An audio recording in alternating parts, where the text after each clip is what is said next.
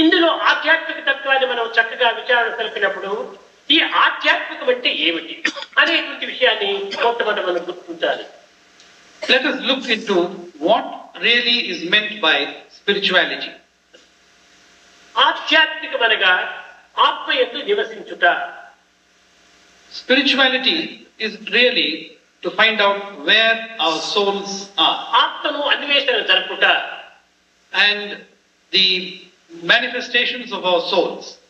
ఇంతకాలము దేనిని తనదిగా భావించి విశ్వసించి అనుభవించుచుండినో అది తనది కాదు అనేటువంటి ఒక తత్వాన్ని గుర్తించుట. To realize that what we have all the while been regarding as ours and mine is really not ours or mine. అన్నింటి యందు కూడా ఏకత్వమై ఆత్మతత్వం ఉన్నది కనుక అదియే నేను, నేనే అది అనేటువంటి సత్యాన్ని గుర్తించుట. And to realize this truth that the Atma pervades all and therefore I am the Atma and the Atma is myself. ఏకోవసి సర్వభూతాంతరాత్మ.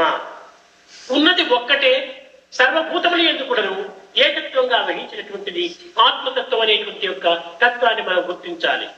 The Atma alone is, and the Atma manifests itself in all creation.